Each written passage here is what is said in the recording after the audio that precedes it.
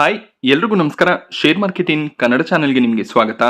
February 24ರ market ಅಪ್ಡೇಟ್ನ observe ಮಾಡೋದಾದ್ರೆ ಮಾರ್ಕೆಟ್ನ weakness ಇವತ್ತು ಕೂಡ ಕಂಟಿನ್ಯೂ ಆಯಿತು. ನಿಫ್ಟಿಯಲ್ಲಿ ಇವತ್ತು 300 ಪಾಯಿಂಟ್ಗಳ ರೌಂಡಲ್ಲಿ ಕರೆಕ್ಷನ್ ನೋಡೋದಕ್ಕೆ ಸಿಕ್ಕಿದೆ. 1% ನಿಫ್ಟಿ ಕರೆಕ್ಟ್ ಆಯಿತು. 25,500 ಲೆವೆಲ್ನ ಕೆಳಗಡೆ ಈಗ ನಿಫ್ಟಿ ಕ್ಲೋಸಿಂಗ್ ಅನ್ನು ಕೊಟ್ಟಿದೆ. ಸೆನ್ಸೆಕ್ಸ್ನಲ್ಲಿ ಕೂಡ 1000 ಪಾಯಿಂಟ್ಗೂ ಹೆಚ್ಚಿನ ಕರೆಕ್ಷನ್ ನೋಡೋದಕ್ಕೆ ಸಿಕ್ತು. 1.3% ಸೆನ್ಸೆಕ್ಸ್ ಕೂಡ ಕರೆಕ್ಟ್ ಆಯಿತು. ಸೊ ಗ್ಲೋಬಲ್ ಮಾರ್ಕೆಟ್ಸ್ಗಳಲ್ಲಿ ಕೂಡ ಸಾಕಷ್ಟು ಸೆಲ್ಲಿಂಗ್ ಪ್ರೆಷರ್ ಇದೆ. ಬ್ಯಾಂಕ್ ನಿಫ್ಟಿ ಕೂಡ ಇವತ್ತು 0.4% ಕರೆಕ್ಟ್ ಆಗಿದೆ. ಸೊ ನಿಫ್ಟಿ ಮತ್ತೆ ಸೆನ್ಸೆಕ್ಸ್ ಅಲ್ಲಿ ಹೆಚ್ಚಿನ ಒಂದು ವೀಕ್ನೆಸ್ಗೆ ರೀಸನ್ ಐಟಿ ಸೆಕ್ಟರ್ನ ಸ್ಟಾಕ್ಸ್ ಆಗಿರುತ್ತೆ. ಸೊ ನಿಫ್ಟಿ ಐಟಿ ಇಂಡೆಕ್ಸ್ ಇವತ್ತು ಆಲ್ಮೋಸ್ಟ್ 5% ಕರೆಕ್ಟ್ ಆಗಿದೆ. ಸೊ ಐಟಿ ಸೆಕ್ಟರ್ನ ಸ್ಟಾಕ್ಗಳಲ್ಲಿ ಭಾರತದಲ್ಲಿ ಮಾತ್ರ ಅಲ್ಲ, ಗ್ಲೋಬಲಿ ಕೂಡ ಸಾಕಷ್ಟು ಸೆಲ್ಲಿಂಗ್ ಪ್ರೆಷರ್ ಕಾಣಿಸ್ತಿದೆ. ಇದಕ್ಕೆ ರೀಸನ್ ನಿಂದ ಬರ್ತಿರುವಂತಹ ಹೊಸ ಅಪ್ಡೇಟ್ಸ್ ಆಗಿರುತ್ತೆ. ಸೊ ಗ್ಲೋಬಲ್ ಐಟಿ ಸೆಕ್ಟರ್ಗಳಲ್ಲಿ ಕೂಡ ವೀಕ್ನೆಸ್ ಇದೆ. ಇಂಡಿಯನ್ ಐಟಿನಲ್ಲಿ ಕೂಡ ಅದರ ಒಂದು ಪ್ರೆಷರ್ ನೋಡೋದಕ್ಕೆ ಸಿಗ್ತದೆ. Large cap mid cap IT ಸ್ಟಾಕ್ಗಳು ಇವತ್ತು ಕೂಡ ಸಾಕಷ್ಟು ಕರೆಕ್ಟ್ ಆಯಿತು. ಆಟೋ ಇಂಡೆಕ್ಸ್ನಲ್ಲಿ ಕೂಡ ಸೆಲ್ಲಿಂಗ್ ಪ್ರೆಷರ್ ನೋಡೋದಕ್ಕೆ ಸಿಕ್ತು. 0.5% ನಿಫ್ಟಿ ಆಟೋ ಇಂಡೆಕ್ಸ್ ಕೂಡ ಕರೆಕ್ಟ್ ಆಗಿದೆ. ಸೊ ನಿಫ್ಟಿ ಐಟಿ ಇಂಡೆಕ್ಸ್ನಲ್ಲಿ ಈ ಒಂದು ಕರೆಕ್ಷನ್ಗೆ ಮೇಜರ್ ರೀಸನ್ ಆಂಥ್ರೋಪಿಕ್ನ ಒಂದು ಅನೌನ್ಸ್ಮೆಂಟ್ ಆಗಿರುತ್ತೆ. ಸೊ ಈಗೇನು ಸರ್ವಿಸ್ ಬೇಸ್ಡ್ ಕಂಪನೀಸ್ ಆಗಿರುವಂಥ TCS, ಇನ್ಫೋಸಿಸ್ ಹಾಗೆ ಮಿಡ್ ಕ್ಯಾಪ್ ಕಂಪನಿಗಳು ಸಾಫ್ಟ್ವೇರ್ ಇಂಜಿನಿಯರ್ಸ್ಗಳನ್ನು ಬಳಸ್ಕೊಂಡು ಸಾಫ್ಟ್ವೇರ್ ಡೆವಲಪ್ಮೆಂಟನ್ನು ಮಾಡ್ತಾರೆ. ಸಾಫ್ಟ್ವೇರ್ ಡೆವಲಪ್ಮೆಂಟ್ಗೆ ಬೇಕಾದಂಥ ಕೋಡ್ಗಳನ್ನು ಬರೆಸ್ತಾರೆ. ಅದನ್ನು ಈಗ ನೇ ಕ್ರಿಯೇಟ್ ಮಾಡುತ್ತೆ. ಇದರಿಂದ ಸರ್ವಿಸ್ ಬೇಸ್ಡ್ ಕಂಪನಿಗಳ ಪ್ರಾಜೆಕ್ಟ್ಸ್ಗಳು ಕಡಿಮೆ ಆಗುವಂಥ ಚಾನ್ಸಸ್ ಇರುತ್ತೆ. ಅವರು ಆದಷ್ಟು ಬೇಗ ಅನ್ನು ಇಂಪ್ಲಿಮೆಂಟ್ ಮಾಡ್ಕೊಂಡಿಲ್ಲ ಅಂದರೆ ಸಾಕಷ್ಟು ರೆವಿನ್ಯೂ ಲಾಸ್ ಆಗುವಂಥ ಚಾನ್ಸಸ್ಗಳು ಕೂಡ ಇರುತ್ತೆ. ಹಾಗೆ ಸಾಕಷ್ಟು ಜನ ಜಾಬ್ ಕಳ್ಕೊಳ್ಳುವಂಥ ರಿಸ್ಕ್ ಕೂಡ ಇದೆ. ಇದರಿಂದ ಐಟಿ ಕಂಪನಿಗಳ ಮೇಲೆ ಸಾಕಷ್ಟು ಪ್ರೆಷರ್ ಬರುವಂಥ ಚಾನ್ಸಸ್ ಇದ್ದೇ ಇರುತ್ತೆ. ಸೊ ಆ ನ್ಯೂಸ್ ಬರ್ತಾ ಇರೋದ್ರಿಂದ ಸಾಕಷ್ಟು ವೀಕ್ನೆಸ್ ಐಟಿ ಸೆಕ್ಟರ್ನ ಸ್ಟಾಕ್ಗಳಲ್ಲಿ ನೋಡೋದಕ್ಕೆ ಸಿಗ್ತದೆ. ಸೊ ಹೊಸ ಅಡ್ವಾನ್ಸ್ ಅನ್ನ ಮಾಡಿದಷ್ಟು ಕೂಡ ಸರ್ವಿಸ್ ಸೆಕ್ಟರ್ನ ಐಟಿ ಕಂಪನಿಗಳಲ್ಲಿ ವೀಕ್ನೆಸ್ ಬರುತ್ತೆ. ಸೊ ಇವತ್ತು ಲಾರ್ಜ್ ಕ್ಯಾಪ್ ಐಟಿ ಸ್ಟಾಕ್ಗಳಿಗಿಂತ ಮಿಡ್ ಕ್ಯಾಪ್ ಐಟಿ ಸ್ಟಾಕ್ಗಳಲ್ಲಿ ಸಾಕಷ್ಟು ವೀಕ್ನೆಸ್ ನೋಡೋದಕ್ಕೆ ಸಿಕ್ಕಿದೆ. ಕೋಫೋರ್ಜ್, ಪರ್ಸಿಸ್ಟೆಂಟ್ ಸಿಸ್ಟಮ್, ಸೊ ಈ ಎಲ್ಲ ಸ್ಟಾಕ್ಗಳು ಕೂಡ ಇವತ್ತು ಸಾಕಷ್ಟು ಕರೆಕ್ಟ್ ಆಗಿದೆ. ಸೊ ಆಲ್ಮೋಸ್ಟ್ ಎಲ್ಲ ಸರ್ವಿಸ್ ಸೆಕ್ಟರ್ ಐಟಿ ಕಂಪನಿಗಳ ಸ್ಟಾಕ್ ಪ್ರೈಸ್ನಲ್ಲಿ ವೀಕ್ನೆಸ್ ಬರ್ತಿದೆ. ಸೊ ಸಾಕಷ್ಟು ಕಂಪನಿಗಳು ರಿಲೇಟೆಡ್ ಪಾರ್ಟ್ನರ್ಶಿಪ್ಸ್ಗಳನ್ನು ಅನೌನ್ಸ್ ಮಾಡಿದ್ರು, ಅನ್ನು ಇಂಪ್ಲಿಮೆಂಟ್ ಮಾಡ್ತಿದ್ದೀವಿ ಅಂತ ಹೇಳಿದ್ರು. ಬಟ್ ಯಾವುದೇ ಒಂದು ಅನೌನ್ಸ್ಮೆಂಟ್ ಸ್ಟಾಕ್ ಪ್ರೈಸ್ನಲ್ಲಿ ಮೊಮೆಂಟಮ್ಗೆ ಕಾರಣ ಆಗ್ತಿಲ್ಲ. ಬಟ್ ಈ ಆಂಥ್ರೋಪಿಕ್, ಗೂಗಲ್, ಓಪನ್ ಈ ಕಂಪನಿಗಳ ಕಡೆಯಿಂದ ಏನು ಅನೌನ್ಸ್ಮೆಂಟ್ಗಳು ಬರ್ತಿದೆ, ಇದು ಸರ್ವಿಸ್ ಬೇಸ್ಡ್ ಐಟಿ ಕಂಪನಿಗಳ ಮೇಲೆ ಸಾಕಷ್ಟು ಪ್ರೆಷರ್ ಅನ್ನ ಹಾಕ್ತಾ ಇದೆ. ಸೊ ನೋಡಬೇಕಾಗುತ್ತೆ ಈ ಒಂದು ಥ್ರೆಟ್ ಅನ್ನ ಐಟಿ ಕಂಪನಿಗಳು ಯಾವ ರೀತಿಯಲ್ಲಿ ಫೇಸ್ ಮಾಡ್ತಾರೆ ಅಂತ. ಸದ್ಯಕ್ಕಂತೂ ಸಾಕಷ್ಟು ಪ್ರೆಷರ್ ಕಾಣಿಸ್ತಿದೆ. ಸೊ LIC ಭಾರತದ ಒಂದು ದೊಡ್ಡ DII ಡೊಮೆಸ್ಟಿಕ್ ಇನ್ಸ್ಟಿಟ್ಯೂಷನಲ್ ಇನ್ವೆಸ್ಟರ್. ಇವರು ಐಟಿ ಸ್ಟಾಕ್ಗಳಲ್ಲಿ 2.17 ಲಕ್ಷ ಕೋಟಿಯಷ್ಟು ಇನ್ವೆಸ್ಟ್ಮೆಂಟ್ ಅನ್ನ ಮಾಡಿದ್ದಾರೆ. ಹೆಚ್ಚಿನ ಒಂದು ಇನ್ವೆಸ್ಟ್ಮೆಂಟ್ TCS, ಇನ್ಫೋಸಿಸ್ ಕಂಪನಿಯಲ್ಲಿ ನೋಡೋದಕ್ಕೆ ಸಿಗುತ್ತೆ. ಈಗೇನು 1 ತಿಂಗಳಿಂದ ಐಟಿ ಸೆಕ್ಟರ್ನ ಸ್ಟಾಕ್ಗಳಲ್ಲಿ ಸೆಲ್ ಆಫ್ ನೋಡೋದಕ್ಕೆ ಸಿಗ್ತದೆ. ಇದರಿಂದ ಟೋಟಲ್ ಆಗಿ LICಯ ಇನ್ವೆಸ್ಟ್ಮೆಂಟ್ 42,500 ಕೋಟಿಯಷ್ಟು ಕಡಿಮೆ ಆಗಿದೆ. ಇದು ಲಾಸ್ ಅಂತ ಹೇಳೋದಕ್ಕೆ ಸಾಧ್ಯ ಆಗೋದಿಲ್ಲ, ಯಾಕೆಂದ್ರೆ ಆ ಶೇರ್ಸ್ಗಳನ್ನು LIC ಸೆಲ್ ಮಾಡಿಲ್ಲ. ಇನ್ನು ಕೂಡ ಶೇರ್ಸ್ಗಳನ್ನು ಹೋಲ್ಡ್ ಮಾಡ್ತಿದ್ದಾರೆ. ಸೊ ಮುಂದಿನ ದಿನಗಳಲ್ಲಿ ಪ್ರೈಸ್ ಮೊಮೆಂಟಮ್ ಆದಾಗ ಮತ್ತೆ ಅವರ ಇನ್ವೆಸ್ಟ್ಮೆಂಟ್ ವ್ಯಾಲ್ಯೂ ಇನ್ಕ್ರೀಸ್ ಆಗುತ್ತೆ. ಬಟ್ ಈ ಒಂದು ಪ್ಯಾನಿಕ್ನಲ್ಲಿ, ಲಾಸ್ನಲ್ಲಿ ಯಾರು ಶೇರ್ಸ್ಗಳನ್ನು ಸೆಲ್ ಮಾಡ್ತಾರೆ ಅವ್ರಿಗೆ ಖಂಡಿತವಾಗ್ಲೂ ಲಾಸ್ ಆಗುತ್ತೆ. ಸೊ ಸ್ವಲ್ಪ ಟೈಮ್ ಶೇರ್ಸ್ಗಳನ್ನು ಹೋಲ್ಡ್ ಮಾಡ್ಕೋಬೇಕಾಗುತ್ತೆ. ಸೊ ಮತ್ತೆ ರಿಕವರಿ ಬರುತ್ತೆ. ಸೊ 2008ರಲ್ಲಿ ಕೂಡ ಇದೇ ರೀತಿಯ ಒಂದು .com ಬಬಲ್ ಸಿನಾರಿಯೋ ಕ್ರಿಯೇಟ್ ಆಗಿತ್ತು. ಆಗ ಕೂಡ ಐಟಿ ಸೆಕ್ಟರ್ನ ಸ್ಟಾಕ್ಗಳು ತುಂಬಾನೇ ಕರೆಕ್ಟ್ ಆಗಿತ್ತು. ಬಟ್ ಅದಾದ್ಮೇಲೆ ರಿಕವರಿ ಬಂದಿದೆ. ಈಗಲೂ ಕೂಡ ಅಷ್ಟೇ ಸ್ವಲ್ಪ ಪ್ರೆಷರ್ ಇರುತ್ತೆ, ಮತ್ತೆ ರಿಕವರಿ ಬರುತ್ತೆ. ನಿಫ್ಟಿ ಟಾಪ್ ಗೇನರ್ಸ್ ಮತ್ತು ಲೂಸರ್ಸ್ ಅನ್ನು ಅಬ್ಸರ್ವ್ ಮಾಡಿದಾಗ NTPC ಇವತ್ತು ಟಾಪ್ ಗೇನರ್ ಆಗಿತ್ತು. 2% ಜಂಪ್ NTPC ಸ್ಟಾಕ್ ಪ್ರೈಸ್ನಲ್ಲಿ ನೋಡೋದಕ್ಕೆ ಸಿಕ್ಕಿದೆ. ಕೋಲ್ ಇಂಡಿಯಾ ಕೂಡ 1% ಗೇನ್ ಆಯಿತು. ಸೊ PSU ಸೆಕ್ಟರ್ನ ಸ್ಟಾಕ್ಗಳು ಸ್ವಲ್ಪ ಮಟ್ಟಿಗೆ ನಿಫ್ಟಿಯನ್ನು ಹೋಲ್ಡ್ ಮಾಡಿಕೊಂಡಿದೆ.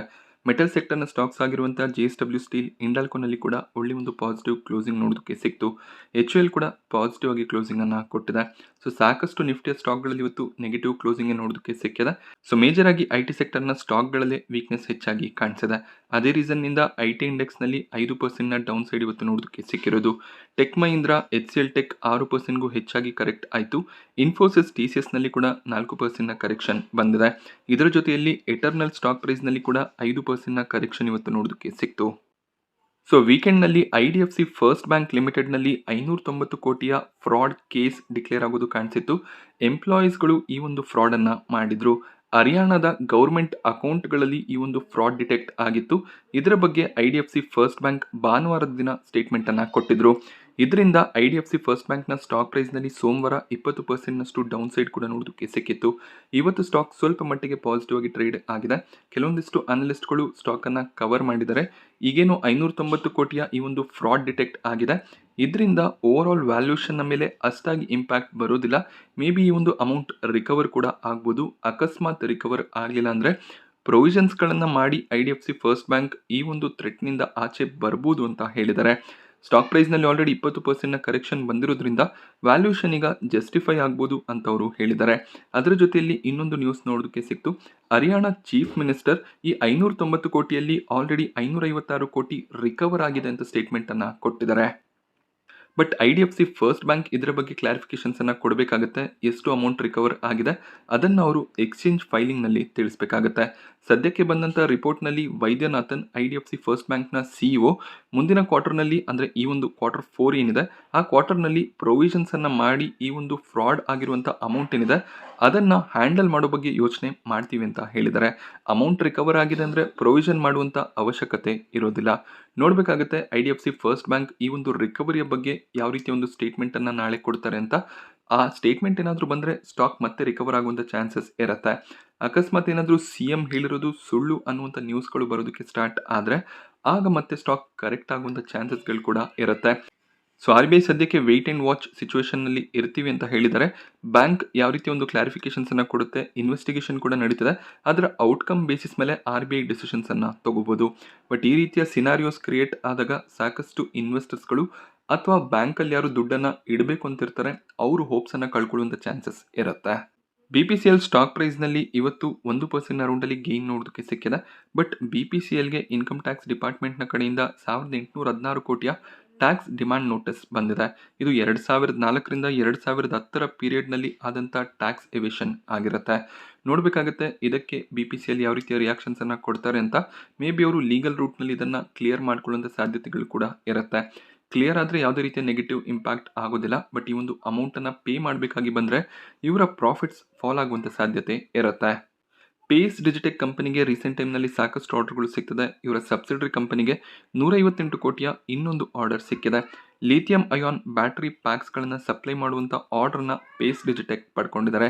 ಬೆಳಿಗ್ಗೆ ಈ ಒಂದು ನ್ಯೂಸ್ನಿಂದ ಸ್ಟಾಕ್ ಪಾಸಿಟಿವ್ ಆಗಿ ಟ್ರೇಡ್ ಆಗ್ತಿತ್ತು. ಬಟ್ ಫ್ಲಾಟ್ ಆಗಿ ಕ್ಲೋಸಿಂಗನ್ನು ಕೊಟ್ಟಿದೆ. ಸೊ ಮೊಬಿಕ್ವಿಕ್ ಸ್ಟಾಕ್ ಪ್ರೈಸ್ನಲ್ಲಿ ಕೂಡ ಬೆಳಿಗ್ಗೆ ಒಂದು ಸ್ಟ್ರಾಂಗ್ ಓಪನಿಂಗ್ ನೋಡೋದಕ್ಕೆ ಸಿಕ್ಕಿತ್ತು. ಇದಕ್ಕೆ ರೀಸನ್ ಇವರು ಸ್ಟಾಕ್ ಬ್ರೋಕಿಂಗ್ ಬಿಸ್ನೆಸ್ಗೆ ಎಂಟರ್ ಆಗಬೇಕು ಅಂತ ಇದ್ದಾರೆ. ಈ ಒಂದು ಸ್ಟಾಕ್ ಬ್ರೋಕಿಂಗ್ ಬಿಸ್ನೆಸ್ಗೆ ಎಂಟರ್ ಆಗೋದಕ್ಕೆ BSE ಕಡೆಯಿಂದ ಇವರಿಗೆ ಅಪ್ರೂವಲ್ ಸಿಕ್ಕಿದೆ. ಅಂದರೆ ಇವರು ತಮ್ಮದೇ ಆದ ಒಂದು ಪ್ಲಾಟ್ಫಾರ್ಮನ್ನು ಸ್ಟಾರ್ಟ್ ಮಾಡಿ ಅಲ್ಲಿ ಸ್ಟಾಕ್ ಬ್ರೋಕರಿಂಗ್ ಸರ್ವಿಸಸ್ಗಳನ್ನು ಪ್ರೊವೈಡ್ ಮಾಡ್ಬೋದಾಗುತ್ತೆ. ಈಗ ಏಂಜಲ್ ಒನ್, ಝೀರೋದ, ಗ್ರೋ ಯಾವ ರೀತಿಯ ಸರ್ವಿಸಸ್ಗಳನ್ನು ಪ್ರೊವೈಡ್ ಮಾಡ್ತಿದ್ದಾರೆ ಅದೇ ರೀತಿಯ ಸರ್ವಿಸಸ್ಗಳನ್ನು ಮೊಬಿಕ್ವಿಕ್ ಕೂಡ ಇನ್ಮುಂದೆ ಪ್ರೊವೈಡ್ ಮಾಡ್ತಾರೆ. ಈ ಒಂದು ನ್ಯೂಸ್ ಕಂಪನಿಗೆ ಪಾಸಿಟಿವ್ ಆಗ್ಬೋದು. ಆ ಒಂದು ರೀಸನ್ನಿಂದ ಸ್ಟಾಕ್ ಪಾಸಿಟಿವ್ ರಿಯಾಕ್ಷನನ್ನು ಕೊಟ್ಟಿದೆ. ಹುಡ್ಕೋ, Piramal pharma, Tata technologies, Torrent power ಈ 4 ಕಂಪನಿಗಳು ಮೇ ಸೀರೀಸ್ನಿಂದ ಫ್ಯೂಚರ್ ಆ್ಯಂಡ್ ಆಪ್ಷನ್ಸ್ನ ಪಾರ್ಟ್ ಆಗಿರೋದಿಲ್ಲ. ಸೊ ಈ ರೀತಿಯ ರಿವಿಷನ್ಸ್ಗಳು NSE ಕಡೆಯಿಂದ ಆಗಾಗ ಬರ್ತಿರುತ್ತೆ. ಕೆಲವೊಂದಿಷ್ಟು ಸ್ಟಾಕ್ಗಳು F&O ಸೆಗ್ಮೆಂಟ್ಗೆ ಆ್ಯಡ್ ಆಗುತ್ತೆ, ಕೆಲವು ಸ್ಟಾಕ್ಗಳು F&O ಸೆಗ್ಮೆಂಟ್ನಿಂದ ಆಚೆ ಹೋಗುತ್ತೆ. ಸೊ ಯಾವೆಲ್ಲ ಸ್ಟಾಕ್ಗಳಲ್ಲಿ ವಾಲ್ಯೂಮ್ಸ್ ಕಡಿಮೆ ಇರುತ್ತೆ ಆ ರೀತಿಯ ಸ್ಟಾಕ್ಗಳನ್ನು ಯೂಶಲಿ NSE F&O ಸೆಗ್ಮೆಂಟ್ನಿಂದ ಆಚೆ ಇಡ್ತಾರೆ. ಹಾಗೆ ಸ್ಟಾಕ್ಗಳಲ್ಲಿ ಸಾಕಷ್ಟು ವೀಕ್ನೆಸ್ ಬಂದು ಮಾರ್ಕೆಟ್ ಕ್ಯಾಪ್ ಫಾಲ್ ಆಗ್ತಾ ಹೋದಾಗ ಆಗ ಕೂಡ F&O ಸೆಗ್ಮೆಂಟ್ನಿಂದ ಆಚೆ ಹೋಗುವಂಥ ರಿಸ್ಕ್ ಇರುತ್ತೆ. ಸೊ ಈಗ ಸದ್ಯಕ್ಕೆ ಈ 4 ಸ್ಟಾಕ್ಗಳು ಮೇ ಸೀರೀಸ್ನಿಂದ F&Oನಿಂದ ಆಚೆ ಹೋಗುತ್ತೆ. ಸೊ ಏಪ್ರಿಲ್ ಕಾಂಟ್ರಾಕ್ಟ್ಸ್ಗಳು ಆಲ್ರೆಡಿ ಪಬ್ಲಿಷ್ ಆಗಿರೋದ್ರಿಂದ ಏಪ್ರಿಲ್ ತಿಂಗಳವರೆಗೂ ಈ ಸ್ಟಾಕ್ಗಳು F&O ಸೆಗ್ಮೆಂಟ್ನಲ್ಲಿ ಇರುತ್ತೆ. ಡಿಕ್ಸಾನ್ ಟೆಕ್ನಾಲಜೀಸ್ನಲ್ಲಿ ರೀಸೆಂಟ್ ಟೈಮ್ನಲ್ಲಿ ಸಾಕಷ್ಟು ಬ್ರೋಕರೇಜ್ಗಳು ಟಾರ್ಗೆಟ್ಸ್ಗಳನ್ನು ಕಟ್ ಮಾಡ್ತಿದ್ದಾರೆ. ಮಾರ್ಗನ್ ಸ್ಟ್ಯಾನ್ಲಿ ಅಂಡರ್ ವೇಟ್ ರೇಟಿಂಗನ್ನು ಕೊಟ್ಟು 8157ರ ಟಾರ್ಗೆಟ್ ಪ್ರೈಸನ್ನು ಕೊಟ್ಟಿದ್ದಾರೆ. ಸೊ 2-3 ತಿಂಗಳ ಹಿಂದೆ ನಾವು ಅಬ್ಸರ್ವ್ ಮಾಡಿದಾಗ 20,000 ಅರೌಂಡಲ್ಲಿ ಟಾರ್ಗೆಟ್ಸ್ ನೋಡೋದಕ್ಕೆ ಸಿಗ್ತಿತ್ತು. ಈಗ ಸಾಕಷ್ಟು ಟಾರ್ಗೆಟ್ಸ್ ಡೌನ್ಗ್ರೇಡ್ ಆಗ್ತಿದೆ. ಡಿಕ್ಸಾನ್ ಟೆಕ್ನಾಲಜೀಸ್ ಈಗ 11,000 ಅರೌಂಡಲ್ಲಿ ಟ್ರೇಡ್ ಆಗ್ತಿದೆ. ಇವತ್ತು ಸ್ಟಾಕ್ ಪ್ರೈಸ್ನಲ್ಲಿ ಸಾಕಷ್ಟು ವೀಕ್ನೆಸ್ ಬಂದಿತ್ತು. ಬಟ್ ಕೊನೆ ಅರ್ಧ ಗಂಟೆಯಲ್ಲಿ ಒಳ್ಳೆ ಒಂದು ರಿಕವರಿ ಕೂಡ ಬಂದಿದೆ. ಸಾಕಷ್ಟು ಬ್ರೋಕರೇಜ್ಗಳು ಈಗಲೂ ಕೂಡ ಬುಲ್ಲಿಶ್ ಆಗಿ ಇದ್ದಾರೆ. ಬಟ್ ಕಂಪನಿಯ ರಿಸಲ್ಟನ್ನು ಅಬ್ಸರ್ವ್ ಮಾಡಬೇಕಾಗುತ್ತೆ. ಆರ್ಡರ್ ಬುಕ್ ಸ್ಟ್ರಾಂಗ್ ಆಗಿ ಇದೆ. ಸೊ ಮುಂದಿನ ದಿನಗಳಲ್ಲಿ ಆರ್ಡರ್ಸ್ಗಳು ಯಾವ ರೀತಿಯಲ್ಲಿ ಟರ್ನ್ ಔಟ್ ಆಗುತ್ತೆ, ಕಂಪನಿಯ ಪ್ರಾಫಿಟ್ಸ್ ಇನ್ಕ್ರೀಸ್ ಆಗುತ್ತಾ, ಆ ಕ್ವೆಶ್ಚನ್ಸ್ ಇರುತ್ತೆ. ಬಟ್ ಸದ್ಯಕ್ಕಂತೂ ಬ್ರೋಕರೇಜ್ಗಳು ಟಾರ್ಗೆಟ್ಗಳನ್ನು ಸ್ಲ್ಯಾಶ್ ಮಾಡ್ತಿದ್ದಾರೆ. ಅದಕ್ಕೆ ಒಂದು ರೀಸನ್ AI ಕೂಡ ಆಗಿರುತ್ತೆ. KEC ಇಂಟರ್ನ್ಯಾಷನಲ್ ಕಂಪನಿಗೆ ಇನ್ನೂ 1,002 ಕೋಟಿಯ ಆರ್ಡರ್ ಸಿಕ್ಕಿದೆ. ಈಗ ಕಂಪನಿಯ ಟೋಟಲ್ ಆರ್ಡರ್ ಬುಕ್ 21,300 ಕೋಟಿ ಆಗಿರುತ್ತೆ.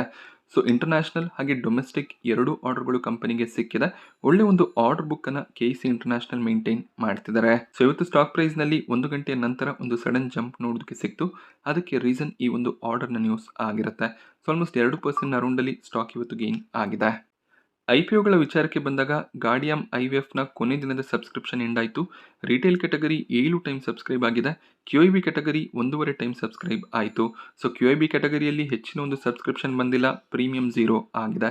ಸೊ ಯೂಶಲಿ IPOಸ್ ಅನ್ನ ಕವರ್ ಮಾಡುವಾಗ ನಾನು ಹೇಳ್ತಿರ್ತೀನಿ ಕೊನೆ ದಿನ QIB ಸಬ್ಸ್ಕ್ರಿಪ್ಷನ್ ಅನ್ನ ಅಬ್ಸರ್ವ್ ಮಾಡಿ ಅಂತ. ಸೊ QIB ಸಬ್ಸ್ಕ್ರಿಪ್ಷನ್ ಸ್ಟ್ರಾಂಗ್ ಆಗಿದ್ರೆ ಸ್ವಲ್ಪ ಪಾಸಿಟಿವ್ ಎಕ್ಸ್ಪೆಕ್ಟೇಷನ್ಸ್ ಇರುತ್ತೆ. ಸೊ QIB ಸಬ್ಸ್ಕ್ರಿಪ್ಷನ್ ಸ್ಟ್ರಾಂಗ್ ಇಲ್ಲ ಅಂದ್ರೆ ಪ್ರೀಮಿಯಂ ಫಾಲ್ ಆಗುವಂತ ರಿಸ್ಕ್ ಇರುತ್ತೆ. ಸೊ ಕ್ಲೀನ್ಮ್ಯಾಕ್ಸ್ನಲ್ಲಿ ರಿಟೇಲ್ ಕ್ಯಾಟಗರಿಯಲ್ಲಿ ಅಷ್ಟೇನು ಸ್ಟ್ರಾಂಗ್ ಸಬ್ಸ್ಕ್ರಿಪ್ಷನ್ ಬರ್ತಿಲ್ಲ. QIB ಕ್ಯಾಟಗರಿ 1.5 ಟೈಮ್ ಸಬ್ಸ್ಕ್ರೈಬ್ ಆಗಿದೆ. ಫೆಬ್ರವರಿ 25 ಬುಧವಾರ ಈ ಒಂದು IPOನಲ್ಲಿ ಅಪ್ಲೈ ಮಾಡೋದಕ್ಕೆ ಕೊನೆ ದಿನ ಆಗಿರುತ್ತೆ. ಇಲ್ಲೂ ಕೂಡ ಯಾವುದೇ ರೀತಿಯ ಪ್ರೀಮಿಯಂ ಕಾಣಿಸ್ತಿಲ್ಲ. ಈ ಒಂದು IPOನ ಕೂಡ ಅವಾಯ್ಡ್ ಮಾಡಬಹುದು. ಶ್ರೀರಾಮ್ ಟ್ವಿಸ್ಟೆಕ್ಸ್ನಲ್ಲಿ ಗ್ರೇ ಮಾರ್ಕೆಟ್ ಪ್ರೀಮಿಯಂ 9 ರೂಪಾಯಿ ಕಾಣಿಸ್ತಿದೆ. ಒಳ್ಳೆ ಒಂದು ಪ್ರೀಮಿಯಂ ಜಂಪ್ ನೋಡೋದಕ್ಕೆ ಸಿಕ್ಕಿದೆ. But still 8% listing gain expectation ಕಾಣಿಸ್ತಿದೆ. ರಿಟೇಲ್ ಕ್ಯಾಟಗರಿ 3 ಟೈಮ್ ಸಬ್ಸ್ಕ್ರೈಬ್ ಆಗಿದೆ. QIB ಕ್ಯಾಟಗರಿಯಲ್ಲಿ ಇನ್ನೂ ಕೂಡ ಅಪ್ಲಿಕೇಶನ್ಸ್ ಬಂದಿಲ್ಲ. ನಾಳೆ QIB ಕ್ಯಾಟಗರಿ ಸಬ್ಸ್ಕ್ರಿಪ್ಷನ್ ಅನ್ನು ನೋಡಿ ಡಿಸಿಷನ್ ಅನ್ನು ತಗೋಬಹುದು. 10% ಕೆಳಗಡೆ ಗೇನ್ಸ್ ನೋಡೋದಕ್ಕೆ ಸಿಕ್ತಿದ್ರೆ ಈ ಒಂದು IPOನ ಅವಾಯ್ಡ್ ಮಾಡಬಹುದಾಗುತ್ತೆ. ರೇವಾ ಡೈಮಂಡ್ಸ್ ನಲ್ಲಿ ಗ್ರೇ ಮಾರ್ಕೆಟ್ ಪ್ರೀಮಿಯಂ ಸಾಕಷ್ಟು ಫಾಲ್ ಆಗಿದೆ. ಕೇವಲ 4 ರೂಪಾಯಿಯ ಪ್ರೀಮಿಯಂ ಕಾಣಿಸ್ತಿದೆ. ಈ ಒಂದು IPO ಇವತ್ತು ಸಬ್ಸ್ಕ್ರಿಪ್ಷನ್ಗೆ ಓಪನ್ ಆಯಿತು. ರಿಟೇಲ್ ಕ್ಯಾಟಗರಿ 0.4 ಟೈಮ್ ಸಬ್ಸ್ಕ್ರೈಬ್ ಆಗಿದ್ರೆ QIB ಕ್ಯಾಟಗರಿ ಮೊದಲನೇ ದಿನನೇ ಸಬ್ಸ್ಕ್ರೈಬ್ ಆಗಿದೆ. ಸೊ ಇಲ್ಲೂ ಕೂಡ ಅಷ್ಟೇ ಇನ್ನು 2 ದಿನದ ಸಮಯ ಇರುತ್ತೆ. ಸೊ ಪ್ರೀಮಿಯಮ್ಸ್ ಅನ್ನು ಅಬ್ಸರ್ವ್ ಮಾಡಿ ಆಮೇಲೆ ಡಿಸಿಷನ್ ಅನ್ನ ತಗೋಬಹುದಾಗುತ್ತೆ. ನಾನಿವತ್ತು ನಿಮಗೆ ಮಾರ್ಕೆಟ್ನ ಬಗ್ಗೆ ಕೊಟ್ಟಂತ ಇನ್ಫಾರ್ಮೇಷನ್ ಇಷ್ಟ ಆದರೆ ವಿಡಿಯೋನ ಲೈಕ್ ಮಾಡಿ. ಹಾಗೆ ಇದೇ ರೀತಿಯ ಮಾರ್ಕೆಟ್ ಅಪ್ಡೇಟ್ಸ್ಗಳಿಗೆ ಚಾನಲ್ನ ಸಬ್ಸ್ಕ್ರೈಬ್ ಮಾಡ್ಕೊಳ್ಳಿ. Thank you friends.